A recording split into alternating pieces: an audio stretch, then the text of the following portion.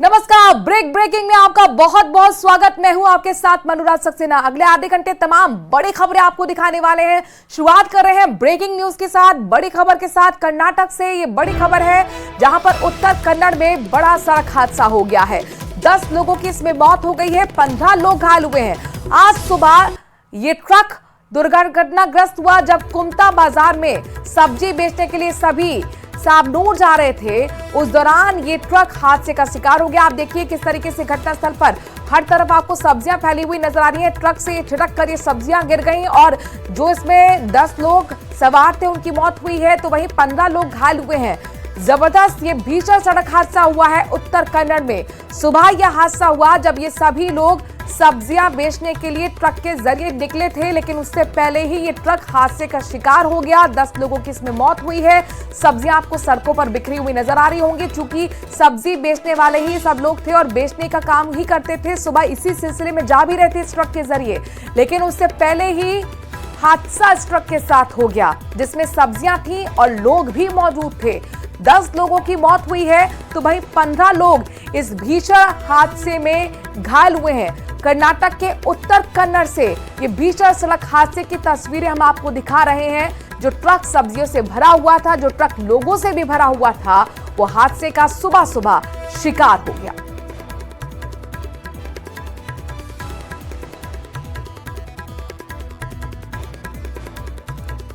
डूंगरपुर के कोतवाली थाना क्षेत्र में बालाडेट पेट्रोल पंप के पास एक पिकअप बेकाबू होकर पलट गया है, जिसमें 2 बच्चे और 3 लोग घायल हुए हैं। घायलों को डूंगरपुर अस्पताल में भर्ती करवाया गया है। जानकारी के मुताबिक पिकअप में टेंट का सामान भरा हुआ था। गुमानपुरा गांव से टेंट का सामान लेकर बोरी की तरफ जा रहा था कि इसी दौरान ये व्हीकल हादसे का शिकार हो गया। आप देख सकते हैं सामान भी सड़कों पर बिखरा हुआ है। बालाडेट पेट्रोल पंप के पास बेकाबू होकर पिकअप पलट गया। 2 बच्चे समेत 3 लोग इसमें घायल हैं।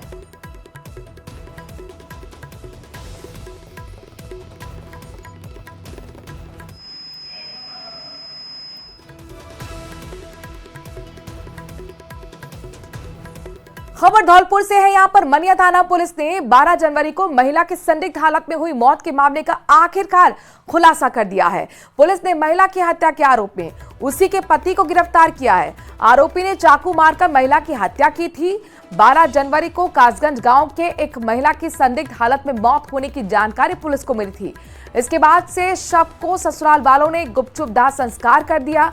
मामले में एफएसएल की टीम ने मौके पर पहुंचकर जो साक्ष्य जुटाए, उससे कहीं ना कहीं कट के पास के गिरफ्तार अब आरोपी को गिरफ्तार किया गया, चूंकि सबूत ये इशारा कर रहे थे कि उसकी हत्या हुई है। कोर्ट में पेश कर पुलिस रिमांड पर आज लिया गया है।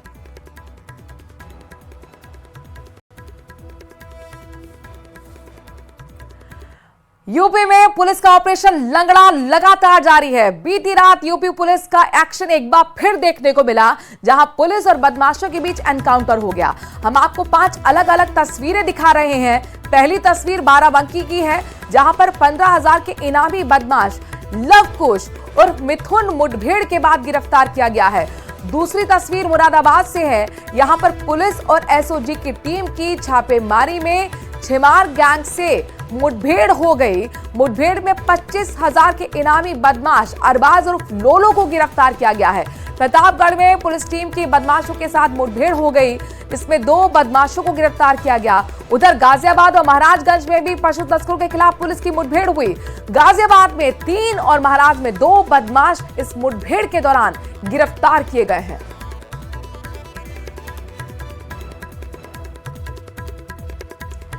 वहीं जैसलमेर पुलिस भी पूरी तरह से एक्शन मोड में नजर आई है, जहां पर कार्रवाई करते हुए एक स्पा सेंटर पर दबिश दी गई, तो वहीं स्पा सेंटर से एक युवक और युवती को भी पकड़ा गया है। ये वही स्पा सेंटर है जहां पर छापेमारी की गई है और पुलिस का बड़ा एक्शन देखने को मिला है। कार्रवाई करते हुए एक युवक और युवती को भी एलएस डेजर्ट स्पा से गिरफ्तार किया गया है। दरअसल लगातार पुलिस को शिकायतें मिल रही थी कि स्पा की आड़ में अवैध धंधा यहां पर चल रहा है, जिसके बाद पुलिस ने यह एक्शन लेते हुए एक युवक और युवती को यहां से गिरफ्तार किया।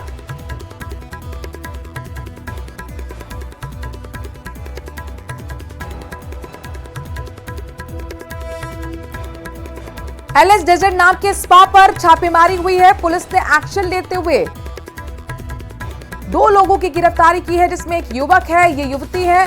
दोनों यहां पर संचालन का काम करते थे। चूंकि पुलिस को बड़े पैमाने पर शिकायतें मिल रही थी कि इस बात की आड़ में यहां पर अवैध धंधा चल रहा है, और उसके बाद आखिरकार पुलिस एक्शन मोड में आई और ये बड़ी कार्रवाई को अंजाम दिया गया है।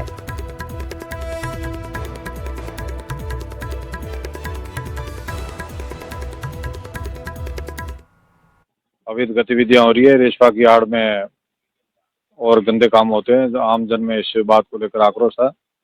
जिस सूचना की तस्दीक के लिए हमारे वरिष्ठ अधिकारी अमर सिंह जी शिव साहब के नेतृत्व में और पुलिस थाना कोतवाली की टीम द्वारा आज ये कार्रवाई की गई है। एक व्यक्ति को और एक युवती को अरेस्ट किया।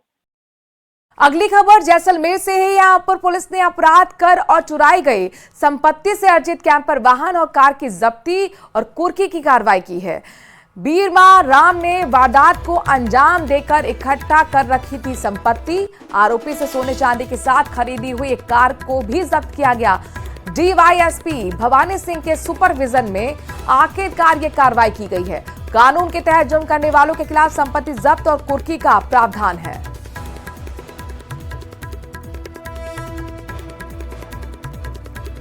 खबर झुंझुनू से है। यहां पर नवलगढ़ कस्बे में इन दिनों चोरों के हौसले बेहद बुलंद नजर आ रहे हैं। बढ़ती चोरी की वारदात पर नवलगढ़ पुलिस अंकुश लगाने में नाकाम साबित हो रही है। चोरों ने इस बार नवलगढ़ कस्बे के एक छोटा बस स्टैंड इलाके में टायर ट्यूब की दुकान को निशाना बनाते हुए दुकान से 25,000 रुपए नकदी चोरी कर ली। ये पूरी वारदात वहां लगे सीसीटीवी में कैद हो गई। अब फुटेज के आधार पर ही पुलिस चोर की तलाश कर रही है।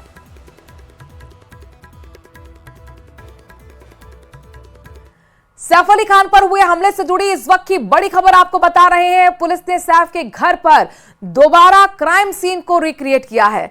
पुलिस ने आरोपी शरीफुल इस्लाम शहजाद के साथ क्राइम रिक्रिएट किया है और उसके बाद पुलिस की टीम आरोपी को लेकर सैफ के घर से चली गई। मंगलवार को भी पुलिस ने सैफ अली खान के घर जाकर क्राइम सीन रिक्रिएट किया था।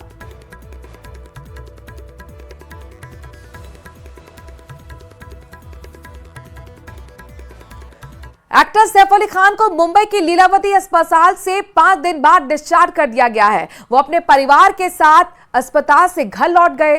सैफ अली खान खुद ही कार से उतरे और बिल्डिंग के अंदर गए। वो पूरी तरह से फिट नजर आए। सफेद शर्ट, नीले रंग की जीन्स और काला चश्मा पहने हुए सैफ अली खान मुस्कुराते दिखे। हालांकि उनकी पीठ पर और बाएं हाथ पर पट्टियां बंधी हुई नजर आईं। कार से निकलने के बाद सैफ अली खान ने वहां मौजूद अपने फैंस की तरफ हाथ भी हिलाया। 5 दिन पहले रात के करीब 2:30 बजे उन पर चाकू से हमला किया गया था।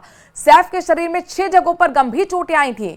इसके बाद वो एक ऑटो के जरिए लीलावती अस्पताल पहुंचे थे, जहां पर उनकी सर्जरी की गई।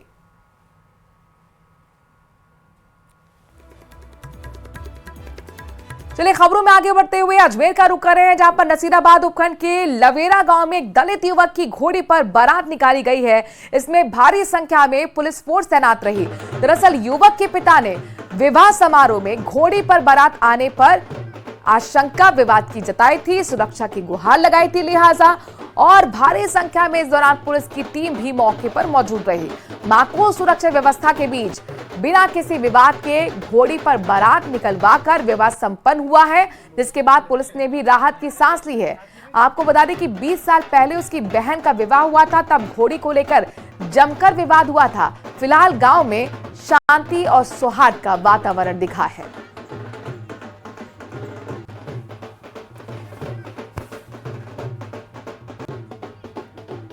मुख्य सचिव सुधांश पंत ने जेडीए का निरीक्षण किया है। बड़ी खबर आपको बता रहे हैं, मुख्य सचिव के दौरे को लेकर जेडीए में हड़कंप मचा हुआ है। जेडीए में मुख्य बिल्डिंग का सीएस ने निरीक्षण किया। मुख्य सचिव सुधांश पंत ने बैठक भी ली है। तो बड़ी खबर आपको बता रहे हैं, जहां पर मुख्य सचिव सुधांश पंत पूरी तरह से एक्शन मोड में नजर आ रहे हैं। तस्वीरें आपके सामने हैं। जेडीए पहुंचे, औचक निरीक्षण किया गया। इस दौरान जेडीए के अधिकारियों में हड़कंप मचा रहा। दौरे को लेकर जाहिर तौर पर पहले से कोई जानकारी नहीं थी, लिहाजा अधिकारियों में हड़कंप मचा रहा। जेडीए में मुख्य बिल्डिंग का सीएस ने निरीक्षण किया है। इस बीच खबर यह भी है कि मुख्य सचिव सुधांश पंत ने वहां मौजूद अधिकारियों के साथ बैठक ली और कामों को लेकर फीडबैक भी लिया है। तो सुधांशु मंद आज पूरी तरह से जमीन पर उतरते हुए नजर आए हैं, ये यूं कहें कि एक्शन मोड में नजर आए हैं। अचानक जेडीए के दफ्तर पहुंचे जहां पर निरीक्षण किया गया और मीटिंग भी अधिकारियों के साथ ली गई है। मुझे लिया था तो ये बात सही है कि उस समय तक काफ़ी ऑफिसर्स नहीं थे, तो उस बारे में संबंधित को हिदायत दी गई है, क्योंकि मुख्यमंत्री जी की जो मंशा है गुड गवर्नेंस की, उसमें ये भी एक उसका इम्पोर्टेंट पहलू है कि हम समय पे आएँ, अपना कार्य प्रारंभ करें, क्योंकि यदि समय पे आते हैं तो कार्य निष्पादन भी अधिक होता है और आम जन के जुड़ी समस्याओं का भी निराकरण हो सकता है। तो वो भी एक पहलू है पंक्चुअलिटी का, जिस पे अभी और सुधार की गुंजाइश है। बीजेपी से जुड़ी बड़ी खबर बाड़मेर से आ रही है, जहां पर मंडल अध्यक्षों की बीजेपी ने घोषणा कर दी है। 8 और मंडल अध्यक्षों की घोषणा हुई है, साथ ही 8 प्रतिनिधियों की भी घोषणा की गई है। चौहटन, बाड़मेर शहर, बीजराड़, हरसानी, रामसर, गडरा रोड, बिहार, सेरवा मंडल अध्यक्षों की घोषणा हुई है और अब जिला अध्यक्ष की घोषणा की तैयारी शुरू कर दी गई है। जिला अध्यक्ष के लिए भी कई नाम दौड़ में सामने आ रहे हैं, कई चेहरे चर्चा का विषय बने हुए हैं। तो मंडल अध्यक्षों की घोषणा बीजेपी ने बाड़मेर को लेकर बड़ी खबर, अब 8 और मंडल अध्यक्ष की घोषणा बाड़मेर में हुई है। आपको बता दें कि संगठन पर्व चल रहा है, देश भर में बीजेपी के अंदर मंडल अध्यक्षों और जिला अध्यक्षों के चुनाव चल रहे हैं और इसी से जुड़ी बड़ी खबर बाड़मेर से आपको हम बता रहे हैं। खबर ये मिल रही है कि जल्द ही जिला अध्यक्षों की भी घोषणा होगी, जिसकी तैयारी अब शुरू कर दी गई है। कई और नाम इसमें शामिल हैं।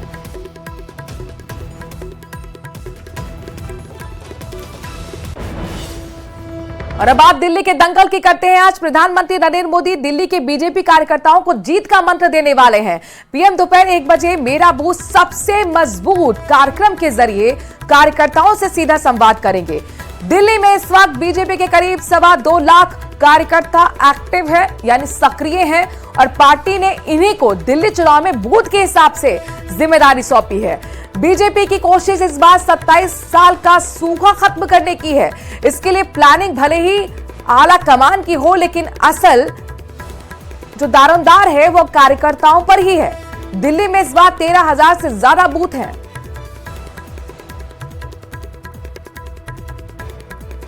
तो नई दिल्ली में बीजेपी उम्मीदवार परवेश वर्मा ने, जो कि नई दिल्ली से उम्मीदवार हैं, आपको घेरने के लिए एक ऐसा इल्जाम लगाया कि विवाद खड़ा हो गया।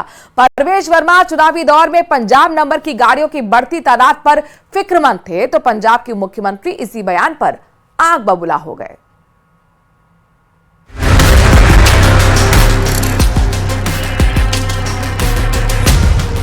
बांग्लादेशियों, रोहिंग्याओं और रावण के बाद अब दिल्ली के चुनाव में पंजाब की भी गूंज है। हॉट सीट नई दिल्ली से बीजेपी के उम्मीदवार परवेश वर्मा का इल्जाम है कि राजधानी के चुनाव में पंजाब की सरकारी मशीनरी का बोलबाला है और नेता तो नेता, पंजाब के मुलाजिम भी मीलों दूर आकर आम आदमी पार्टी के प्रचार में शिद्दत से लगे हैं। देखिए, मेरे घर के पीछे ही यहाँ पे पीएनटी कॉलोनी है, हेली रोड के पास। वहाँ पे आम आदमी पार्टी ने जो पंजाब से सारे इनके गुंडे आए हुए हैं, सारे मुख्यमंत्री, मंत्री, विधायक, कॉरपोरेटर, सब कार्यकर्ता, आज के दिन में वो यहाँ पे नई दिल्ली विधानसभा में आकर उन्होंने डेरा डाल दिया है। आसपास के सारे गेस्ट हाउस, सारे होटल उन्होंने बुक करा लिए, शंग्रीला बुक करा लिया है। यहाँ पे पहाड़गंज के, करोल बाग के, महिपालपुर के सारे होटल बुक करा लिए गेस्ट। केजरीवाल के खिलाफ मैदान में उतरे परवेश वर्मा को इलाके में अचानक से बढ़ी पंजाब नंबर की गाड़ियां भी खटक रही हैं और वो इसको सीधे सीधे दिल्ली की सुरक्षा से जोड़ रहे हैं। हजारों की संख्या में यहाँ पे पंजाब के नंबर की गाड़ियां घूम रही हैं। उनमें कौन लोग हैं? यहाँ पे 26 जनवरी को मनाने की तैयारी चल रही है। यहाँ पे वो क्या ऐसा बड़ा काम करने वाले जिससे हमारी सुरक्षा व्यवस्था को खतरा हो सकता है। बीजेपी उम्मीदवार की इन्हीं बातों पर पंजाब के मुख्यमंत्री भगवंत मान ने कड़ा एतराज जाहिर किया। उन्होंने एक्स पर लिखा, दिल्ली देश की राजधानी है, यहाँ हर राज्य से लोग आते हैं, यहाँ हर प्रदेश के नंबर की गाड़ियाँ भी चलती हैं। किसी भी राज्य के नंबर की गाड़ियाँ देश के किसी भी हिस्से में आ जा सकती हैं। इस पर कोई रोक टोक नहीं है। बीजेपी का ये बेहद खतरनाक, चिंताजनक और पंजाबियों के लिए अपमानजनक है। पंजाब के नंबर की गाड़ियों को चिन्हित करके कह रहे हैं कि दिल्ली में पंजाब की गाड़ियां क्यों घूम रही हैं। वो ऐसे कह रहे हैं जैसे पंजाबी देश की सुरक्षा के लिए खतरा है। भगवंत मान यही नहीं रुके, उन्होंने परवेश वर्मा के बहाने पूरी पार्टी को ही घेर लिया। उन्होंने लिखा, ये मेरे और देश के हर पंजाबी के लिए बेहद अपमानजनक है। आज हर पंजाबी बेहद पीड़ा और अपमान महसूस कर रहा है। अपनी गंदी राजनीति के लिए इस तरह पंजाबियों की देशभक्ति पर सवाल उठाना ठीक नहीं है। अमित शाह जी, आप न देश के बॉर्डर को सुरक्षित रख पा रहे हो और न ही दिल्ली को। इतने हजारों बांग्लादेशी और रोहिंग्या पूरे देश में आ रहे हैं, आपको उनसे दिक्कत नहीं है, लेकिन पंजाब से दिल्ली आने वाले पंजाबियों को आप देश के लिए खतरा बोल रहे हो। आपको पंजाबियों से माफी मांगनी चाहिए। बीजेपी और आप ही नहीं उलझ पड़े हैं, बल्कि कांग्रेस को भी लगता है कि पंजाब का दखल तो है। नहीं, पंजाब के लोग घूम रहे हैं। मेरे पास खुद फोटोग्राफ्स हैं। पंजाब पुलिस के लोग कुछ कैंप्स में कैंपेनिंग कर रहे थे। मैंने भी यहाँ अपने एसएचओ साहब को भी मैंने भेजा है कि इसकी तहकीकात की जाए। संदीप दीक्षित पहले भी दिल्ली चुनाव में पंजाब की सरकारी मशीनरी के बेजा इस्तेमाल का इल्जाम लगा चुके हैं, जिस पर एलजी ने जांच के हुक्म भी दिए। लेकिन अब जिस लहजे में बीजेपी ने पंजाब की गाड़ियों की तादाद को दिल्ली की सुरक्षा से जोड़ा है, उससे नए सवाल और भारी बवाल दोनों तय है।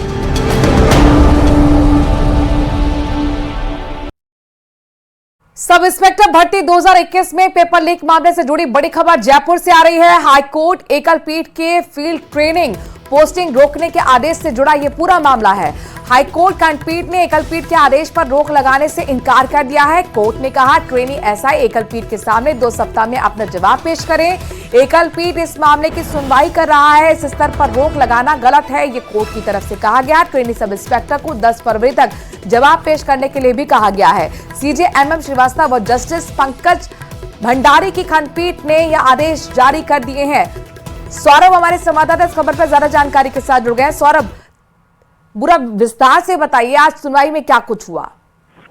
देखिए, एकल पीठ ने ट्रेनिंग पोस्टिंग, जो ट्रेनिंग एसआई है उनकी ट्रेनिंग पोस्टिंग पर रोक जो है वो लगा रखी है। इसके खिलाफ कुछ ट्रेनी एसआई जो है वो खंडपीठ में गए थे ये याचिका दायर करते हुए कि जो रोक लगाई गई है वो गलत है और ये रोक जो है वो हटनी चाहिए, क्योंकि तमाम लोग जो इस भर्ती में शामिल हुए सभी जो है वो नकल नहीं कर रहे थे। कई अभ्यर्थी जो है वो योग्य है, इस आधार पर जो है वो एकल पीठ के आदेश पर इन्होंने चुनौती खंडपीठ में दी थी। लेकिन खंडपीठ ने आज इस मामले की सुनवाई करते हुए इस पर रोक लगाने से, एकल पीठ के आदेश पर रोक लगाने से इनकार जो है वो साफ तौर पर कर दिया है। ये कहा है कि एकल पीठ इस पूरे मामले की लगातार सुनवाई जो है वो कर रहा है। 10 फरवरी को इस मामले में अगली सुनवाई जो है वो होनी है।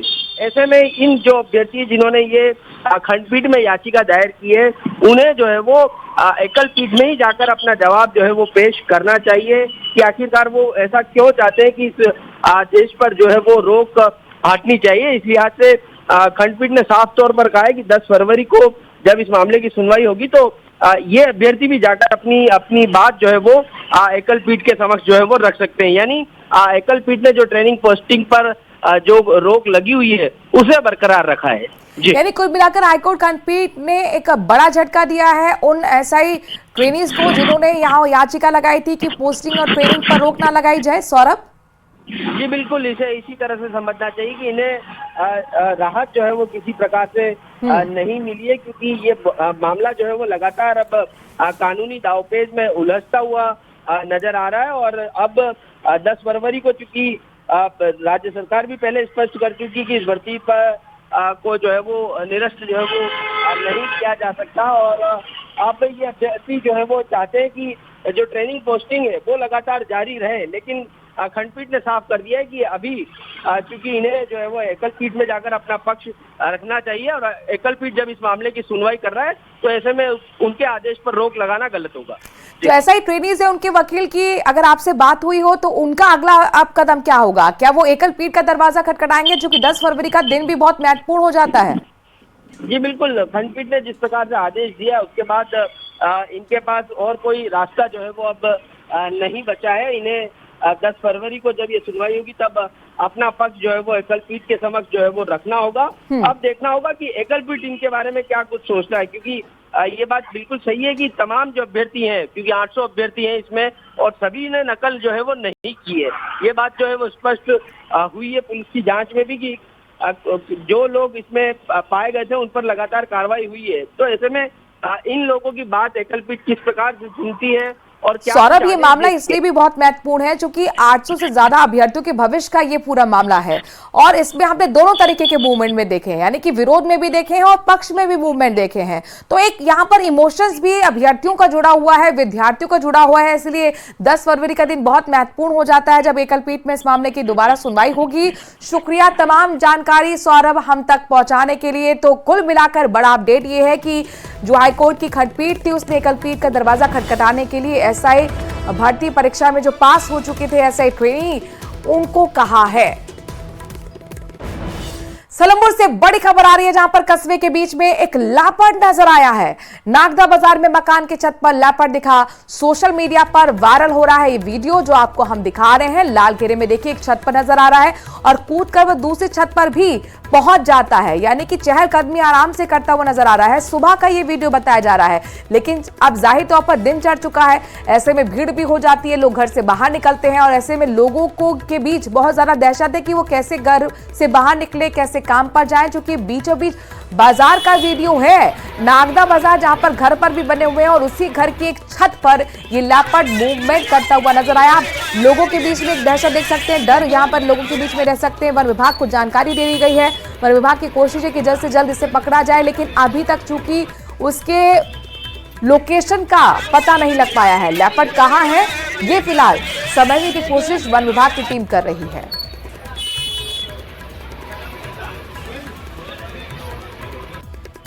खबर छत्तीसगढ़ के रायसेन से है। यहां पर 4 करोड़ से ज्यादा की शराब की बोतलें नष्ट की गई हैं। आबकारी विभाग के अधिकारियों की मौजूदगी में एक्सपायर हो चुकी बियर की बोतल्स को बुलडोजर चलाकर नष्ट किया गया। बताया जा रहा है कि वहां रायपुर और बिलासपुर से 54,000 से ज्यादा एक्सपायर हो चुकी बियर की पेटियां भेजी गई थी, जिन्हें नष्ट करने का काम आबकारी विभाग की तरफ से किया गया है। इन सभी बुलडोजर्स पर आप देखिए बुलडोजर चला जा रहा है।